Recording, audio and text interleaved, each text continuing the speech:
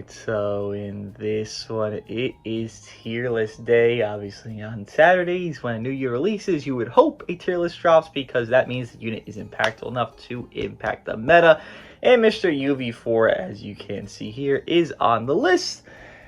And his impact is very, very grave. This is another good Ultra Vegeta, thankfully. We are 2 for 2 on Sunnable Ultra Vegetas, and this guy is, unfortunately, not the toppest tier toxicity of UMV, but still he is a very top tier unit. So with that being said, let's just get into it here, with it being only 10 units and number 10 of the Tag 4s. If you don't know, the Tag 4s did get their LF Plat very recently, the same day of UV4's drop, and I think they're okay. I definitely did read their Plat and say, wow, Goku has no cover null, and that's pretty bad, because you're just entering with Goku for a lot of times, unless you take a hit prior.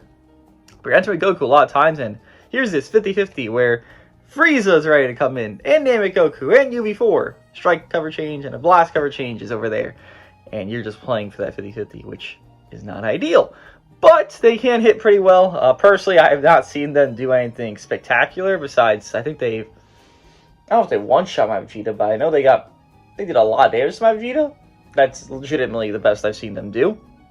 I've also seen them attempt goodness. It's just that they exist. They're really not some core option. We do have, Kefla, we have 8 Bliss Vegeta, we have full power Frieza, so there's at least 3 other greens that you'd say are better than them, but they'll probably get better as the campaign goes on, with this campaign actually starting off to a strong suit of, wow, this buffed Plat unit, and wow, this new unit is actually becoming within top 10 units. Now, nothing crazy for the Tag 4s right now, but it's not hard to make them better. For one, get them a Zenkai buff that actually gives them strike attack. That'd be crazy, because they have 0 that does that. But they're okay. They're nothing crazy. They feel like a blue card machine. Their key reduction should have been higher. Their immunity should have been more. Blah, blah, blah, blah, blah. They're an okay unit. And if you're wondering, since we are at number 10 here, the lowest of the list, I would have Cooler, Zenkai Cooler, not Metal Cooler. Probably like a good 11, 12, Captain Ginyu and Cooler kind of tying out. Honestly, 10, 11, 12 to me are all basically interchangeable. I've actually seen better from Zenkai Cooler, and I know everyone hates him, but I actually have seen better from Zenkai Cooler last week than I have seen from Tag 4s this week. So that's my experience. I do understand the Tag 4s are better. It's just that my visual of what's going on in the matches, I have seen more from Cooler. So that's where I'm at. The 4s should get better. This campaign goes all the way to the 23rd, so expect it, hope for it, and enjoy using them. They're a fun unit. They're a fine unit to run. It's just that there is better, so why run them if you have better and you want to optimize a better team? Number 9 actually is Krillin. Krillin does dip a ways down, because how I see it and perceive it is Namek Saga got really, really impacted. You think about it very simply, where Ultra Full Power generally was just screwing over every team, right? He just didn't really care.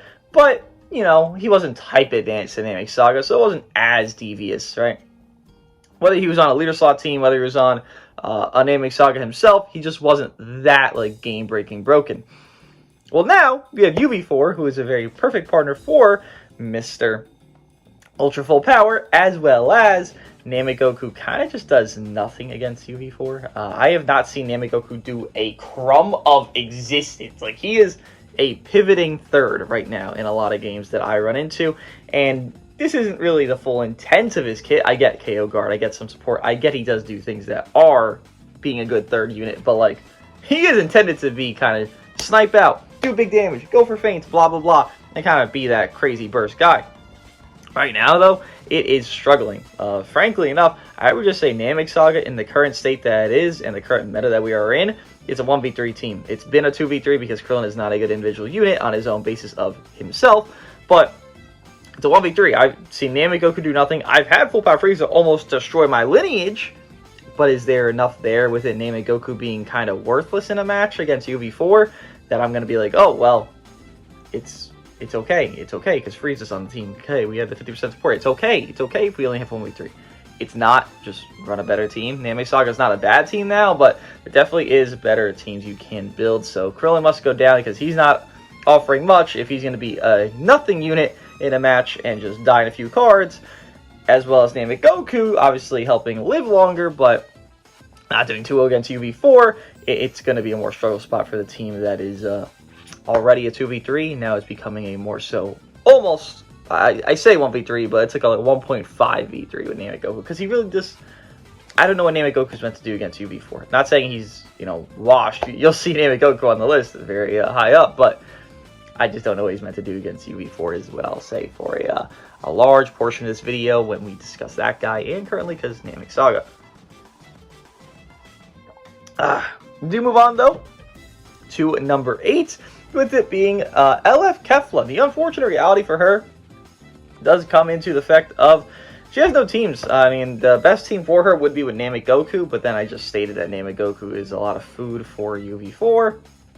With the switch attack being as good as it is, you get like, it's not even difficult. You do a blast card with Namek Goku who's not neutral, and then you switch attack, and it's like, okay, well now you just pop the KO guard.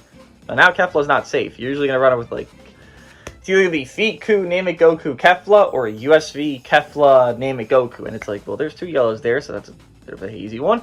Kefla is okay damage. She's not like a bad unit in any terms. Obviously, I would say she's better than the 4s because that's her competition right now, but there just is no set-in-stone team for her that's just, oh yeah, this can handle the meta. So I wouldn't even say it's her own fault. I mean, she doesn't help situation by not being as bulky as she should have been, but she definitely doesn't hurt your team because she still does her role. It's just maybe it's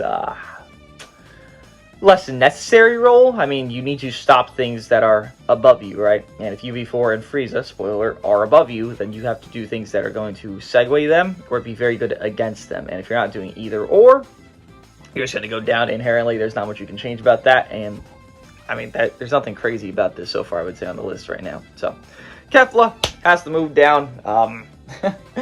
Sucks because she's one of the better LFs in this game that actually has new philosophy, and now she's just been dwindled down, and this is more so Ultras kind of ignore new philosophy, so they're going to be the top tiers, and everything around that is pertaining to the Ultras. You'll see a unit that's going to be very high up that usually wouldn't have very high up at all because the Ultra exists.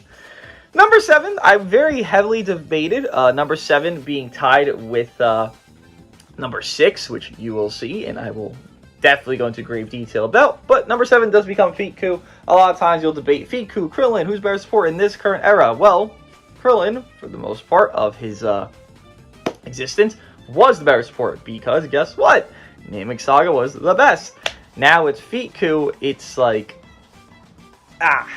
it's fine for him. He's not ideal. He's not perfect. Frieza exists, right? It's not perfect for the guy. But caveat does also get drawn where you would say, who is perfect against Frieza? And there is no answer to that. So you think of the teams that Namek Goku, or rather Namek Krillin and Feet-Ku can fit on, and I think it more so favors Mr. Feet-Ku here.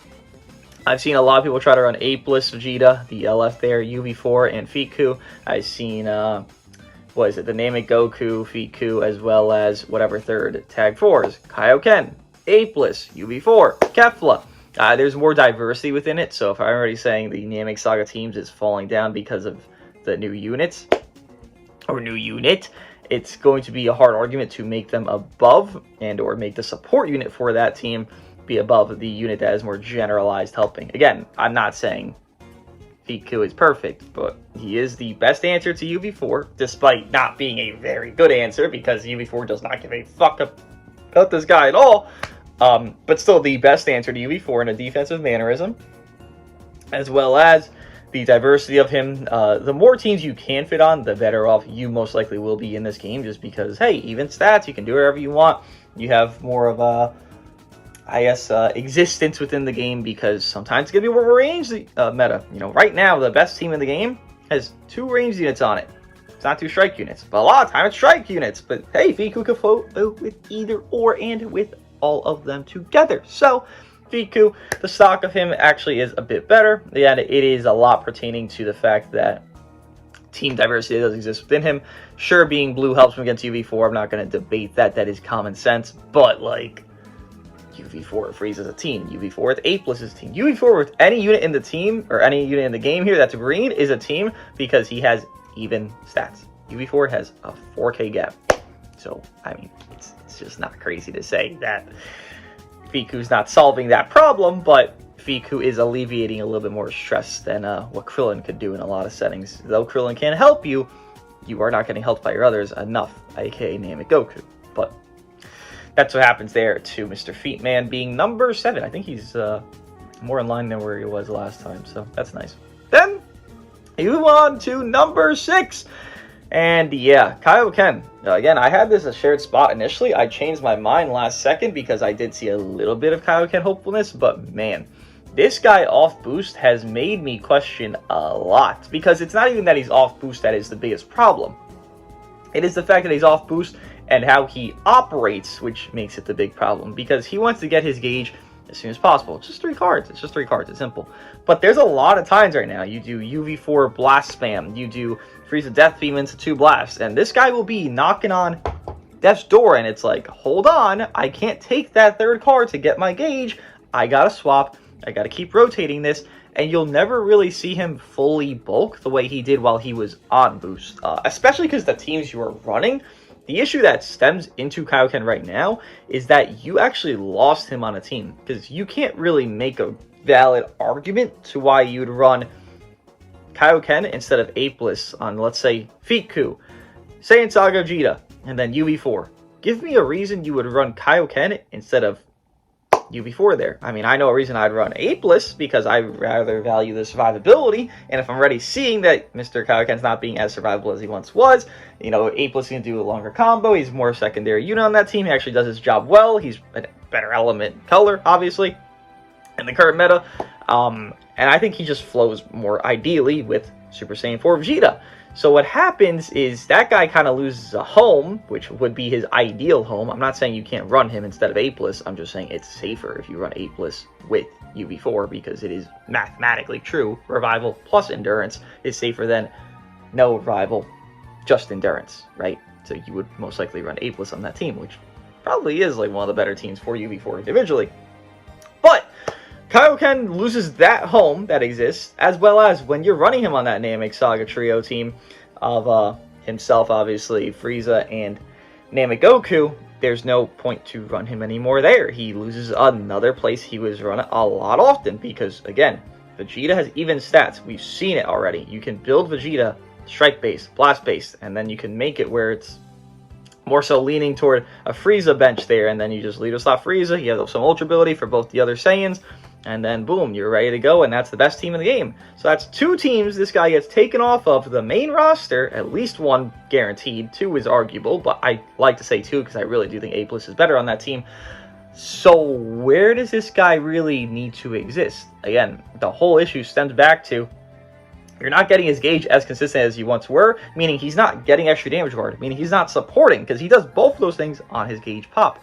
If you're not getting it, you know, 10 times a match, and now you're getting it 6 times a match, you're gonna feel that. This guy will look worse, your team will look worse, and it just feels like there's not a, I'm not gonna say not viability, because he's top 6, but like there's not as much of a worry about Kaio-Ken when you're fighting him, or even when you're using him. Like, I used him, you know, a few days after he lost boost, and I was like, this guy's feeling a bit different. Like, the damage obviously felt different. It was on the, you know, triple new unit team, anniversary team, whatever you want to call it, and while that wasn't, it's not his ideal team, he definitely felt different while on boost, and I would say it's because he just can't get his gauges as properly and as repeatedly as he once did, and more so the experience of pre-Kaio-Ken, because fine enough, I'm not gonna, you know, be too worried when I had the big stats, but when I'm in pre and I'm getting just slaughtered out, I'm just like, you know, sometimes I had this guy pop KO guard mad quick, Mr. Namek Goku, because Saiyan Saga Goku here couldn't take a hit, and I was just like, where the hell did this come from? I don't know. I, again, did want to keep 6-7 together, but I changed my mind at the end of the day. It's barely changed. I mean, I just don't know where you need Kaio-Ken. I don't know where you need Fiku as well, though. Like, yes, he might be more diverse, but, like, the necessity of unit definitely stems more into Kaio-Ken's favor than I would say Fiku, despite the diversity being more toward Fiku's advantage. It's just unit to unit. I mean, I am thinking Kaio-Ken's more valuable currently. Barely, but currently. So that's probably the hottest take of this list. Maybe it is. I don't know. But we will see number 4/5 with it being coffee. Great. With it being Apeless Vegeta and USV. Yeah. Apeless. Crazy. Literally crazy guy. Because that guy he literally got halved, which it's making sense. This new unit that pairs with this guy releases, and what do you know? Apeless gains value. Like, he got a partner. Holy shit. Now he's better. What a crazy fucking feat. And that's what happened here. 5, though, of Apeless Vegeta. Again, I prefer him over Kaio-Ken. I'm thinking of that team, like I mentioned, with Fiku, Apeless Vegeta, and UV4, and I'm just like, why would I have Kaio-Ken here? He's already been kind of being hit or miss for me. I'd rather have more safety. I'd rather have better element coverage as well. There's just no point to not. And even if you were to say, like, oh, run Kaio-Ken, Apeless, and UV4, yeah, no, you can. It's just, well, at that point, I just prefer having support that's more consistent, which Fiku would do more consistent Kaio-Ken, because, again, Kaio-Ken has been frauding a little bit, so it just wouldn't make much sense to me. But you could put either or at that team, whatever. I would still put Apeless because I value the safety for him. When you do run that trio of Fiku, Apeless, and UV4, you do end up realizing that Apeless does become a very good secondary unit. He used to be a lot of third unit on a team, just kind of coexisting. I mean, you look at it with, I don't know what you'd say. Would it just be Saiyan Saga? I mean, leader slot teams I've seen him on in the past, but more so just like a Saiyan Saga team, I guess you could say, with like Tien, Chatsu, Kaio-Ken, and Apeless, and I would mostly see Apeless doing the least in the match, just kind of coexisting and being a revival, and that's great. But now, when you have Fiku giving you that guaranteed support, you have UV4 doing some of his burst damage, and then you have Apeless being able to stack his card draw, stack his gauges, you get them much more consistent, and he actually feels like a much more managed out unit to do his role to an effective degree. Whether it be long comboing or not, he does get to a decent point of damage, as well as being that safety character that you do like, and having additional safety within safety is always going to be a positive to your team builds and team premises there. So I like him above Kaio-Ken. This is probably the highest he'll ever be in his entire career. Like, I'm talking like obviously pretty platinum pre-Zenkai, but like it's going to be a minute until Apeless ever hits a height this high. Like, he's touching the ultra tier. Like, this is basically it, right? All the ultras are next. He's touching the ultra tier. So good job, Apeless. I'm happy for you. But I don't think you're going to go anywhere higher than this. So enjoy your time in the spotlight while you have it. I don't think you've even been higher than this ever. Have you? I don't know. But if you were, it wasn't very long lasted. This might not last long. Who knows? We shall see. And then USV here being number 4. Again, I think USV is an okay unit. He definitely is the tankiest unit in the game right now. That's just bar none. The issue that you stem into USV that I've just realized more and more, and you know, after using him somewhat, after playing against him barely, because you really don't queue this guy a lot, which is also a factor you have to determine into some of these lists, is that his offenses, man, like, they're not bad. It's just he again suffers from like the similar thing of the tag 4s here. Just there's no utility to keep him going. This unit is stacking card draw, stacking debuffs, but he has no immunities to anything as well. So while his defense can be as good as it is, it's not going to be even more optimized than it's ever been, because you need to optimize your offense as well. You need to be both even stat or just really good at one thing and really good at another, or very good at another. While Vegito is really good at defense, he's just okay at offense. And I think that kind of does dwindle him, and more so why they're tied here. I mean, I don't find issue with either of them in my matches, but if I were going to be more peeved, I guess you could say, it would be Apeless into UV4 infinite comboing. USV's not really going to do that. He's going to defend me. Okay, well, I rush him with Frieza after the beam. I do whatever I do, you know. I feel like it's going to be less of a tedious issue to deal with him. You could swap them. You could not. This is where I got it. Then we move on to number 3 of Mr. Ultra Namek Goku. Now, I've said a lot of negativity about Ultra Namek Goku this entire video, and I agree on all of it. But then the issue stems into, there's nobody better than him. Like, as many issues as I will state that he has in this meta, and guess what? He has a lot of issues in this meta. Am I really going to sit here and say Kaio-Ken's better? apeless better than Namek? I can't. There was something going on for me here with Namek Goku and USV being tied. That kind of dwindles out when I see the lesser usage of USV and just kind of the, not even incompetence, because he's a very competent character, it's just the less necessity. I mean, the lock-in and stuff is still very good for Namek. It's just, I don't know how to feel about him. He's just in the game. I don't fear this unit in any capacity. You know, you have Kaio-Ken, you have UV4, you have even his own self doing, you know, good against his own self. It's not like he can't counter himself. He just is there. I mean, there's niches. I even saw it like the first game I played with that Triple Ultra team. He got 2 endurance pop and killed them because he has endurance after popping engage several times. And then he killed, you know, what is it, UV4 and Full Power Frieza. And it was like, wow, that was really good. That's a really niche setting because that's 5 counts. And you'll probably never experience that duo kill there. But he did that. You know, there's stuff that's there for him. And it more, again, stems into the question of like, well, is anyone doing anything better? No. Is he not ideal right now? Yes. So he just kind of stays here. Like, he should, on paper, be much worse than he is right now on a list placing. He should.